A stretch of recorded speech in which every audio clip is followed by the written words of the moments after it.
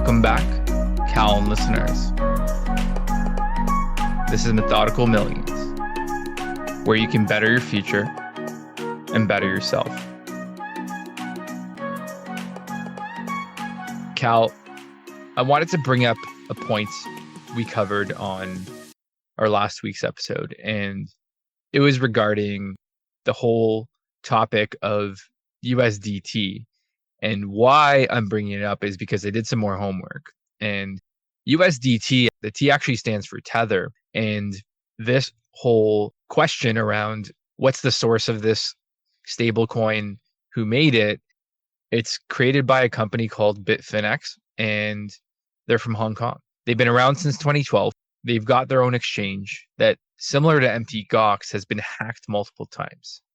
They've also been sued for not running a legitimate financial services platform by US governing bodies. And the fact that millions kind of come and go remind me of all those times that we had said that crypto still is the Wild West and is not perfect. So the whole controversy around USDT is that the backing of actual US dollars are in the sum of 3% or so of actual Tether. I think it was $60 billion of Tether. I just checked coin market cap.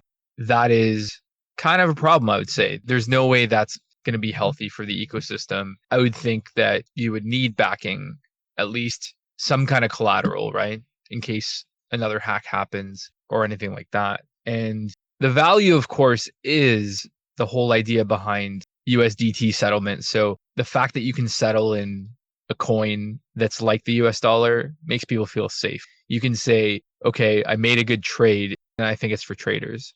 But now that we looked into it, I guess it does kind of raise a question of who can you really trust? The cliche adage is, if you don't own the keys to your wallet, you don't own your coins. And that's what we see with these kinds of platforms. And we covered DeFi last time. This is not decentralized at all. It's on an exchange. It could go dark. It could get hacked. Keep that in mind. If you're going to wire all your money, you could run into an issue. So maybe you start with a small amount. And if you're that good of a trader, put $100 in, put $1,000 in instead of 100,000 or $1 million. Don't go all in, is what I'm trying to say. Yeah, I heard that, like you mentioned, Tether USDT has had its issues in the past with regards to if they're properly audited, with regards to their collateralization of the cryptocurrency to the dollar, because one USDT should equal to one US dollar. That's basically the thought that's going behind this. So the fact that there are people questioning whether that's actually the case or not is a point of concern. And a USDT, the Tether, is a stable coin. And I do agree with you. I do believe it's really used as an instrument for cryptocurrency traders. So that way they can move their money in and out of these currencies easier. They can transfer their dollars easier from one wallet to another. So the point of it is that actually has more stability to it, and there would be less regulated. But the fact that it is pegged to a US dollar, which is a centralized regulated currency, then it's not fully decentralized. Now, in the quest of trying to find out something better, I've heard of stable coins like TrueUSD and Gemini USD. I think was created or issued by the Winklevoss brothers. And I think they claim it to be the first regulated stable coin in the world. Now, I don't know much more beyond that point on the coin, but it's interesting to see.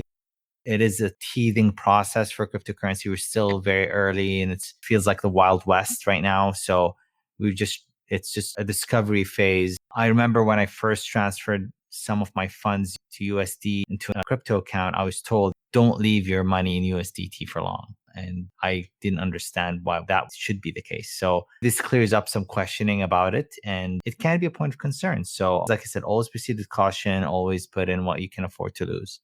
Yeah, so why I want to talk about these kinds of controversies and regulation is because there was a huge Bitcoin conference in Miami this past week, where you have some celebrities like Floyd Mayweather making appearances. You've got Jack Dorsey from Square. And I think we're going to start seeing a shift from it being a joke, actually just misunderstood in general. The early adopters getting rich because they got in early, to funds and companies, as we saw in the last 6 months, starting to take crypto positions. And probably one of the biggest things I saw was that El Salvador actually just proposed a bill to make Bitcoin legal tender. That's crazy because that means it's official government acknowledgement.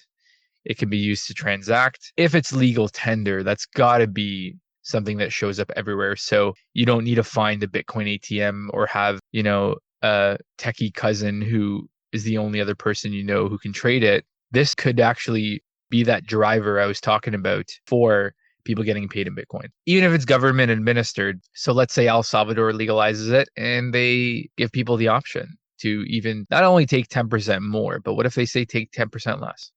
And compared to their local currency, maybe Bitcoin is something people choose. So you might see this modulation of the economy where Bitcoin will finally have an effect on real world, tangible things in terms of the day to day.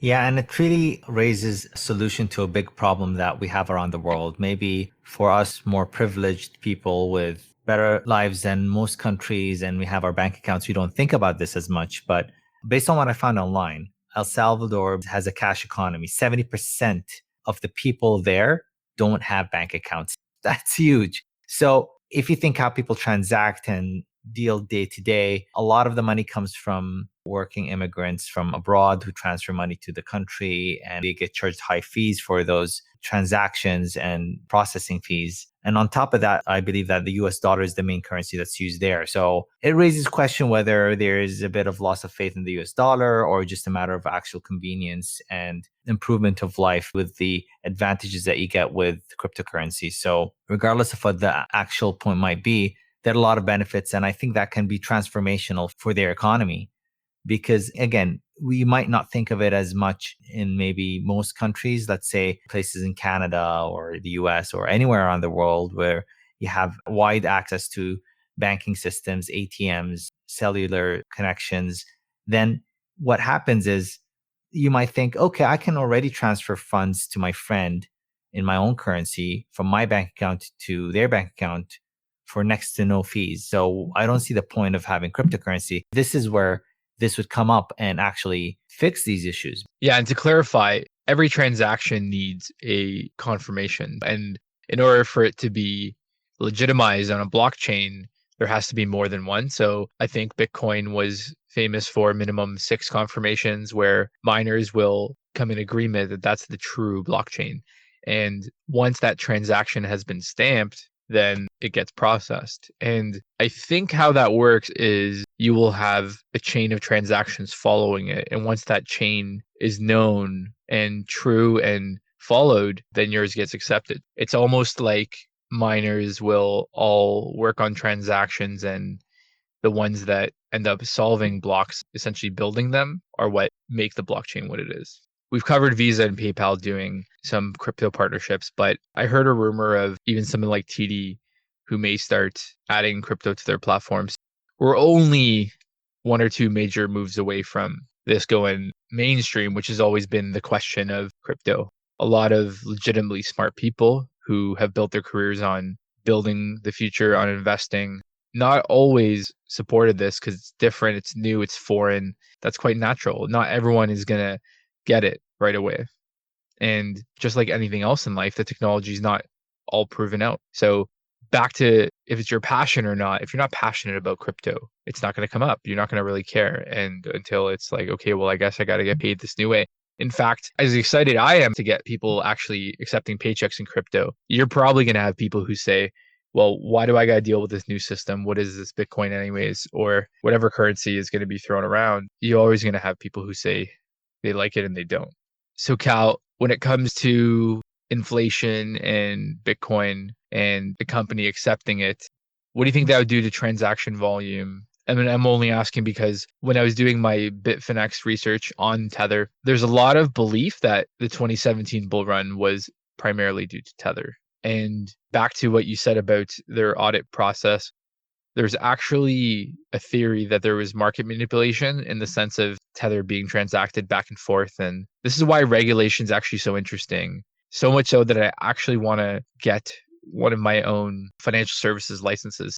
I've talked about this before, but accreditation with the SEC, there's now 3 licenses that are official as of, I think, April 14th of this year that you can get to let you become an accredited investor. So for our listeners who haven't heard that, traditionally, if you want to invest in private shares of a company, you want to invest in the next Uber or Twitter, you have to know someone and you have to have money and you also have to be rich because the SEC or those laws were designed to protect quote unquote people from throwing in their life savings and losing it on something that's very high risk. It was decided that if you're rich and you want to spend a portion of your wealth on these kind of risky investments, go ahead.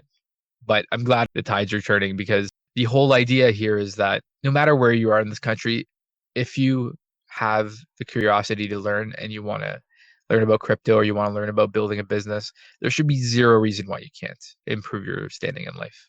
It's just very topical because on the regulation side, I would rather do things the right way. My questions are now, if I wanted to start a crypto trading platform, what kind of regulations are required? Gemini, it is the Winklevoss.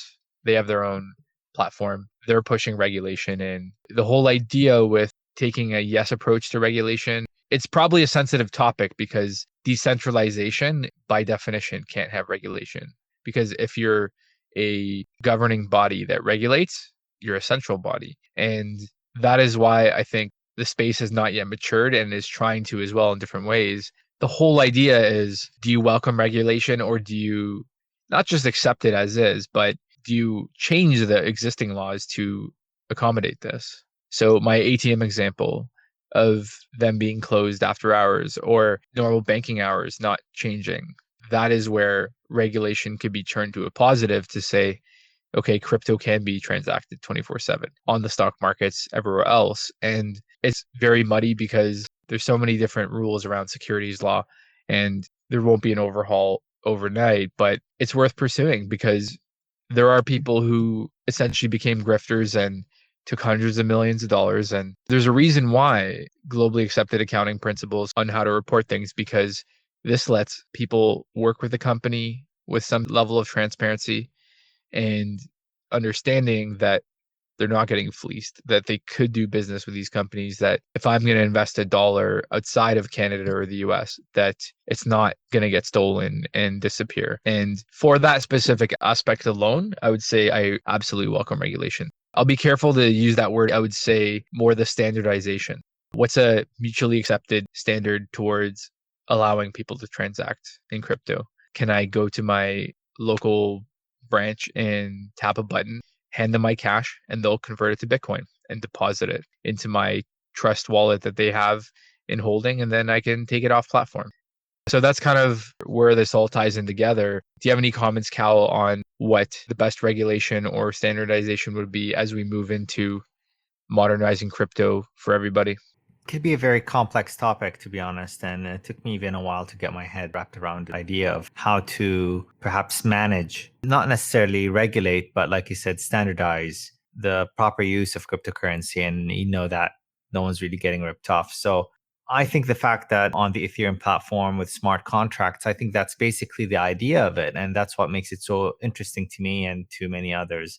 And with that, code becomes law, as they say. So whatever's written, whatever code is etched into that cryptocurrency, then that's it. No one can change it. No one can be above it. You know that this is what it is. There's no preferential treatment. There's no room for fraudulent actions. All of that does come into play. And that's the thing with cryptocurrency. Just now that it's gaining popularity, I think even with the current cryptocurrency volatility, I don't think it's anything personally like the 2017 crash. And the reason behind that is there's a lot of institutional backing. And that's just reassuring when you see there's that much money getting pumped into the system because there's true belief. A lot of it might be speculative, sure, but you have people that actually believe in the future potential of what this can turn to be. And it's not just the way we transact and the way we deal with money as we know it. I think it significantly improves its efficiency in terms of funding, in terms of many things. I just think the potential is huge. Cryptocurrency is so volatile. One day you own it at a certain price, the next day it loses half its value, and the day after that it triples. This is an actual fact.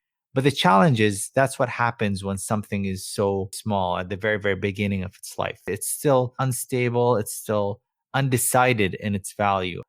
That's where stable coins, going back to where we're talking about, it comes in. And that's where you want to have the true belief of having some sort of transitional instrument that would use some of the centralized aspects. So having those stable coins like USDT that is backed by an actual asset that we know of that is more stable. And that way you'd be able to get in and out of those crypto transactions. I believe a solution to that, and it seems to be gaining popularity for quite a few years now, is the DAI currency. So DAI, as we mentioned before in the previous episode, is a cryptocurrency that is actually crypto collateralized. So it's not backed, it's not pegged to the dollar. It's basically backed by a basket of cryptocurrencies.